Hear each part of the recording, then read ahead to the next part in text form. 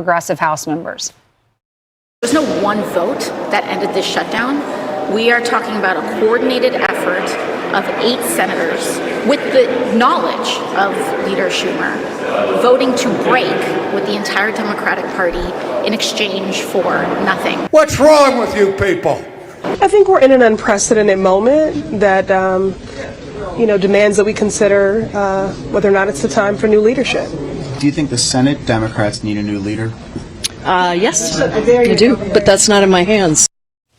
I mean, they're going to have a lot of primaries. I mean, you have with the senator from Massachusetts going to be challenged. We know that for sure. It looks like Chuck Schumer is going to get a challenge. And AOC, I think, will take him on. I think I talked to her tonight, and she'll announce tomorrow. If she announced tomorrow, she'd raise $10 million over the weekend.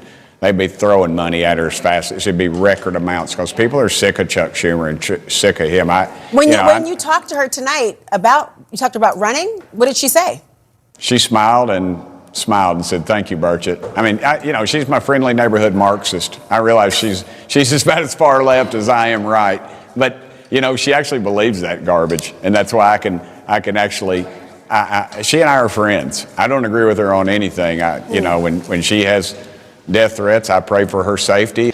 The whole push from these angry left-wing activists is to start challenging these guys and these women in the primaries that were somewhat moderate. And I think that's why maybe Jeanne Shaheen retired. Gary Peters is retiring.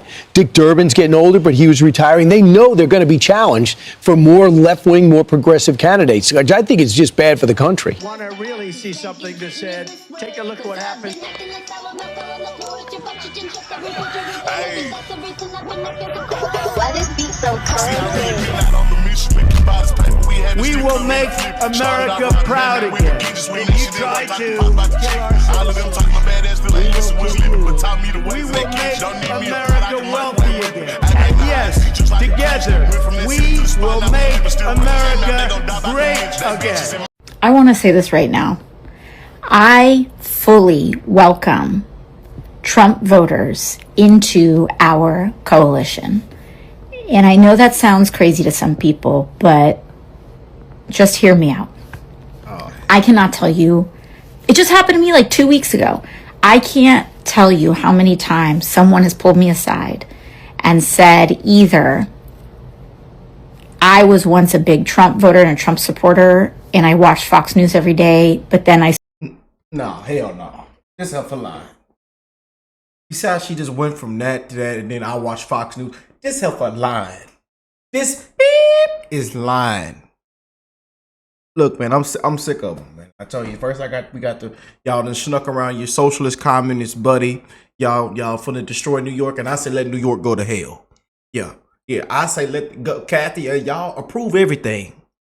Let the agenda go through, so it can all be said and done. Let the agenda of the Democrat Party go through. Because you Democrats are done. It done got so bad, this heifer is on here lying. The real MAGA Trump voters, conservatives, are not coming up to you, ma'am. Don't sit your butt up here and lie like that. This heifer up here lying. I know a lying heifer when I hear it. I'm telling y'all, family. I know a lying heifer when I hear it. This heifer is lying. Started to kind of expand my world and where I got information. And now I've learned and now I've changed and I'm with you. And This is exactly what they sound like when they lying like a dog. Lying like a dog. They just going on and on. She can't even get it out correctly. And I just sit there and watch it, and all I watch is Fox News. Learn from you, or people who meet me, who are really big Republicans now, and they are shocked when they meet me because they're like, "You are nothing like I was told you are." And you start to see the cogs turning. That maybe everything that they had been told from this one channel or this one ecosystem isn't the whole truth. And it is enough to spark a curiosity that makes people want to go down a longer journey of learning. Yeah. They have a lot. Yeah, they had a little election win in them blue areas after y'all done shut it down and gaslit and fearmongered and misinformation. Tons of people in the country, with this shutdown. And again, the American people are still not stupid. And just because y'all took those wins in those certain areas, she done made up a whole little story. She just feeling good, woke up on the right side of the bed. Yeah, man, this heifer lying. The hell with that heifer, And Chuck Schumer, he's shaking out his boots right now. I tell you. All right, Chuck. Yeah, Chuck, they coming to get you, Chuck. They coming to get you, Chuck. And God dog it should have been term limits. We don't know how a lot of y'all have made it this far, to be honest with you. There should be term limits. Speaking of Fox News, let's check out some of the people calling her out. Absolutely not. In fact, I'd like to see some of the people who actually said that to AOC and check their ballots and see if they actually voted for President Trump. Because I can assure you, MAGA Republicans oppose everything that AOC and the modern day Communist Democrat Party stands for. Mass migration and open borders like we saw under the Biden administration. Men and women's sports is something MAGA Republicans and frankly the whole country rejects. It's a 90-10 issue. Taxing people to death and taking their money and giving the majority of your income back to the government. That's a horrible idea that has not worked for thousands of years. MAGA Republicans know it, and that's why they overwhelmingly voted to re-elect President Trump. And a Democrat that you had in your monologue actually was right about one thing. I don't know his name, but I give him credit for his statement where he said that the Republican Party under President Trump is the party of the working man and woman. And because of President Trump's pro-growth, America First policies, he has spoken directly to the hearts of the forgotten men and women across this country. And that's who the Republican Party is today, thanks to him. Well, Newsom says, I can't tell you how many times Trump supporters have come up to me and said, yes on Democrat socialism, and I can learn from you. Well, I can tell you how many. 0. Didn't happen.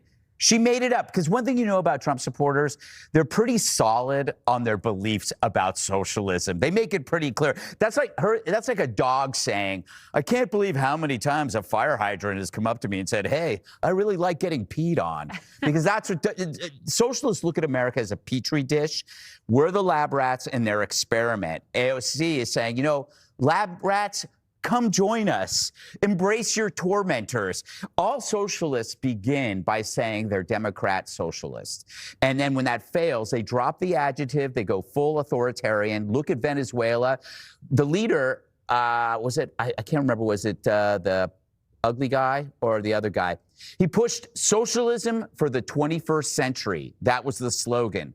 Then he quickly shifted into authoritarianism he took control of the military, took control of the courts, took control of the elections, concentrated power. That's what happens. There's no such thing as Democrat socialism. It's just socialism.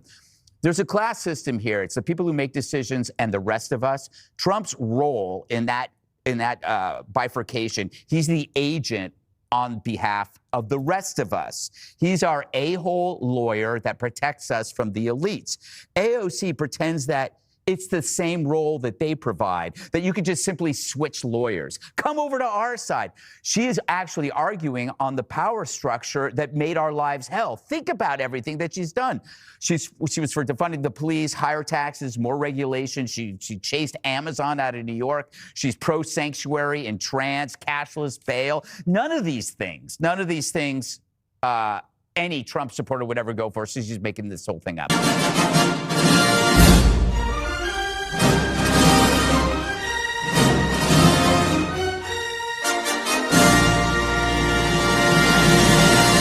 For the past 43 days, Democrats in Congress shut down the government of the United States in an attempt to extort American taxpayers. Republicans never wanted a shutdown and voted 15 times for a clean continuation of funding. The federal government will now resume normal operations, and my administration and our partners in Congress will continue our work to lower the cost of living, restore public safety, grow our economy, and make America affordable again. And it's an honor now to sign this incredible bill and get our country working again.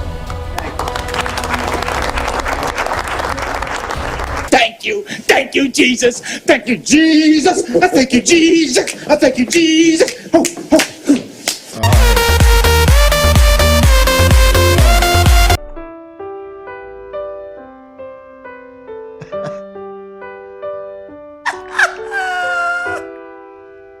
Yeah, what a time to be alive, man.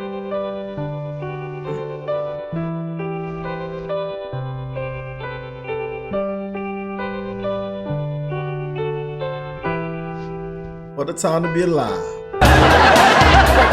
I like to MAGA, MAGA. I like to MAGA, MAGA. I like to MAGA, MAGA. I like to MAGA. I like to MAGA, MAGA. I like to MAGA, MAGA. I like to MAGA, MAGA, MAGA. I like to MAGA, MAGA. I like to MAGA. I like to MAGA, MAGA. I like to MAGA, MAGA. I like to MAGA, MAGA. I like to MAGA.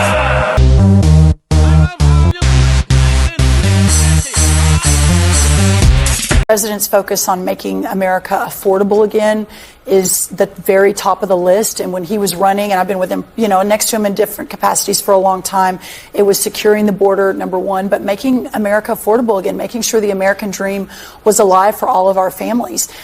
For the most part, most groceries actually have come down. I'm doing a big announcement next week on turkeys as we move into Thanksgiving. There are certain outliers like beef. I'm sure you guys have covered beef, coffee, and a few others. We have specific plans as to all of those. But here's the underlying foundation of all of it.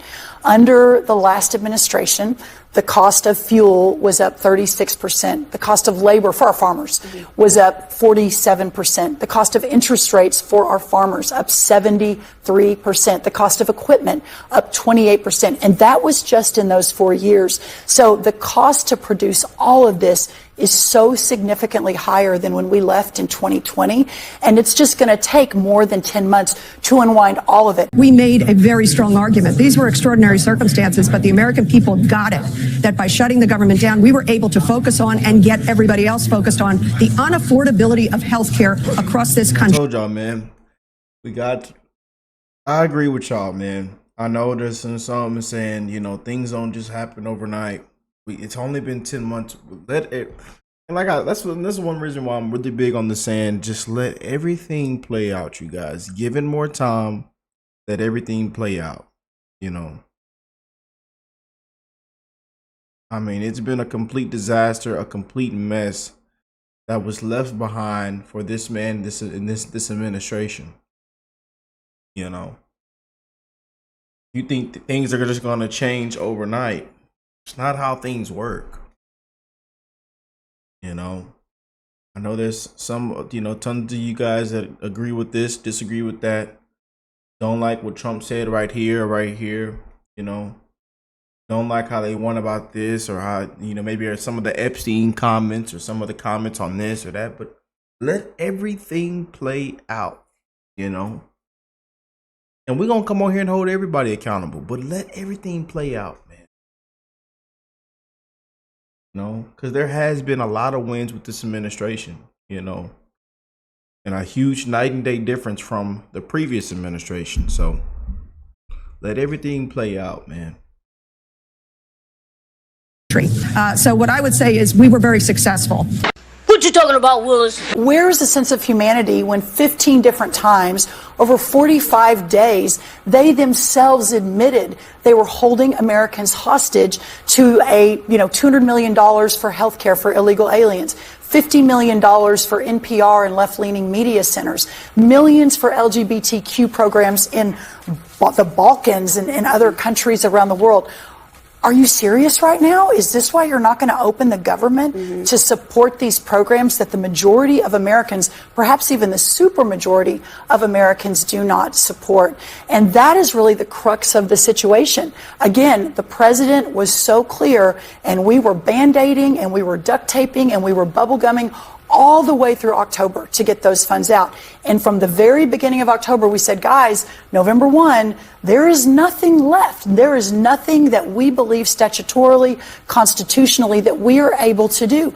We have got to get the government open so that Najee and all of these families can get their benefits. Here are some reactions from AOC and some of the progressive House members. There's no one vote that ended this shutdown.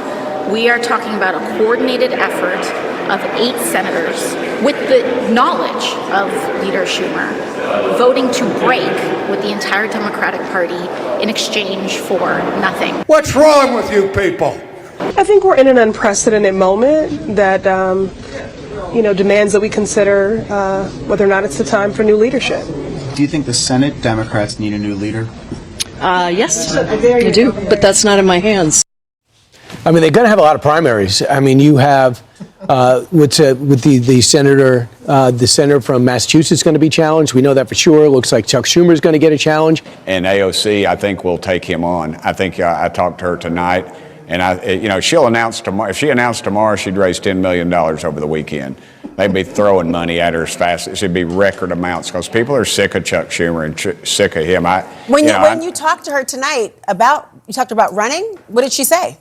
She smiled and said, "Thank you, Burchett." I mean, she's my friendly neighborhood Marxist. I realize she's about as far left as I am right, but she actually believes that garbage, and that's why I can actually.